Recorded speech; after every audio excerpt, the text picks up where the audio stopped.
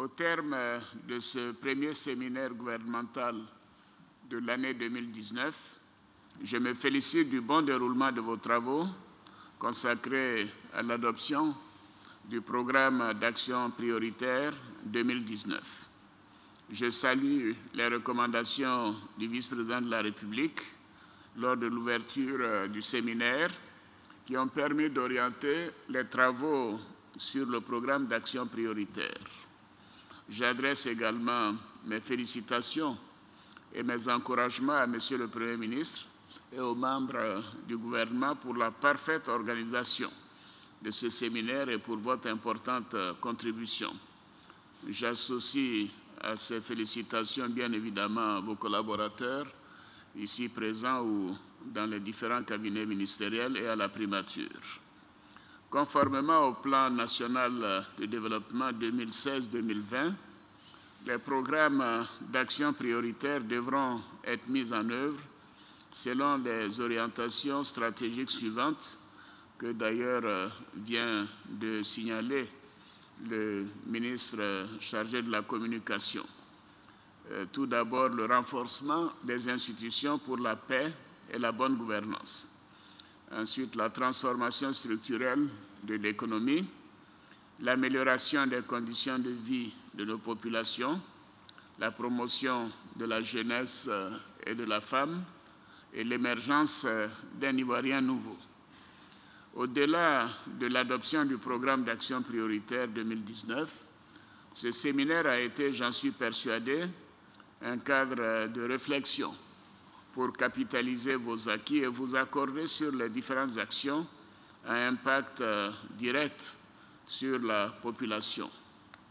Monsieur le vice-président de la République, Monsieur le Premier ministre, Mesdames, Messieurs les ministres, Mesdames et Messieurs les secrétaires d'État, depuis plus de 7 ans, notre pays connaît un taux de croissance moyen de plus de 8% par an, qui témoigne de la vitalité de l'économie ivoirienne. Cependant, nous ne devons pas perdre de vue les défis qui se présentent à nous chaque jour et qui nécessitent des solutions urgentes.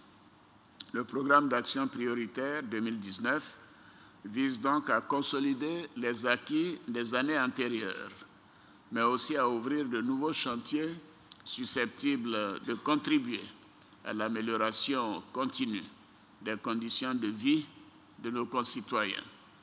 C'est fort de cette exigence que j'ai indiqué dans mon message à la Nation le 31 décembre 2018 que l'année 2019 sera l'année du social.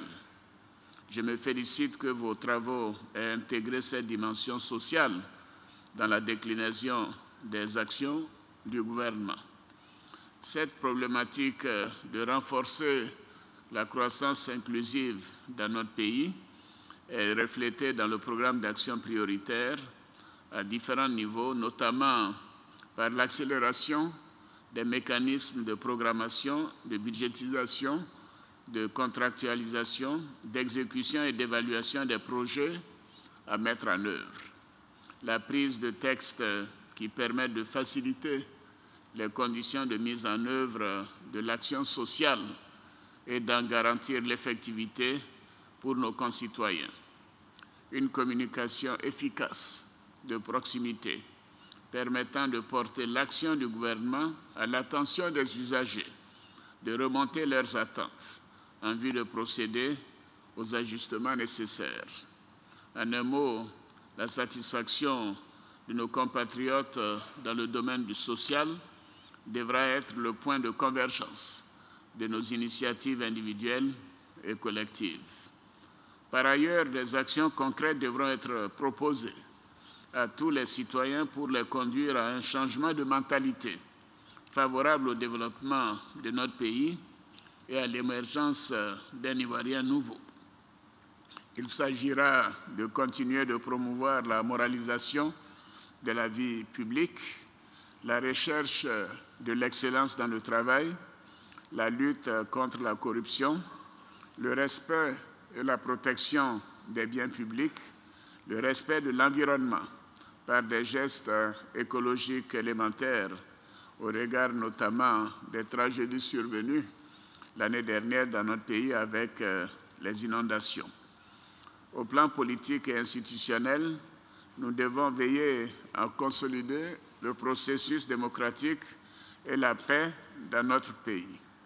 Au regard de l'histoire récente de notre nation, les efforts du gouvernement pour promouvoir la cohésion sociale, la paix et la stabilité contribueront, j'en suis sûr, à la réhabilitation de la vie politique et l'opinion donc de nos concitoyens par rapport aux hommes et aux femmes politiques. Dans ce cadre, j'encourage Monsieur le Premier ministre à poursuivre le dialogue politique ouvert et inclusif qu'il a déjà entrepris en vue de réussir le réexamen de la composition de la commission électorale indépendante. Au-delà de nos succès et de nos performances, la cohérence et la force de l'équipe gouvernementale doivent résider dans le respect de nos engagements. J'invite donc chacune et chacun des ministres à tout mettre en œuvre pour relever ces défis et engager sans attendre les nouveaux chantiers sur lesquels le programme d'action prioritaire devra continuer de mettre l'accent.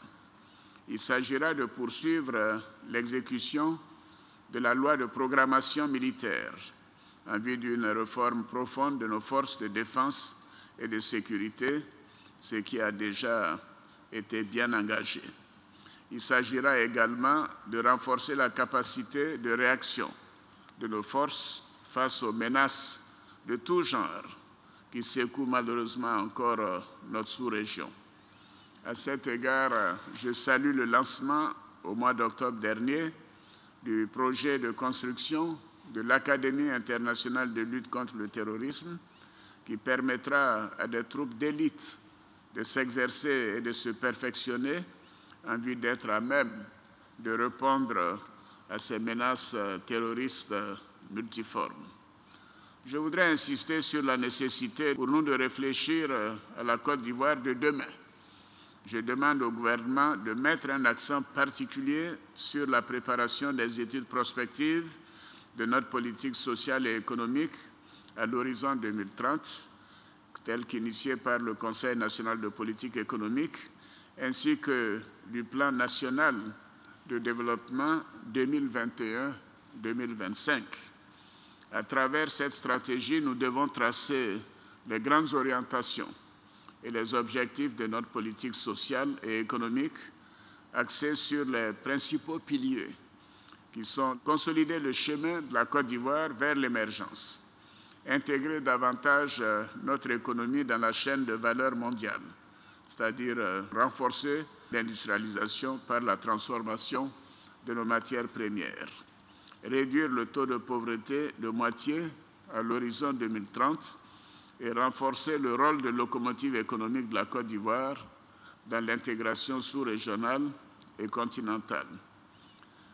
Dans notre politique d'intensification des relations de coopération sud-sud, par la ratification de l'accord sur la zone de libre-échange continentale africaine, notre pays doit conforter sa position de leader en étant à la fois acteur et bénéficiaire de l'espace économique du continent.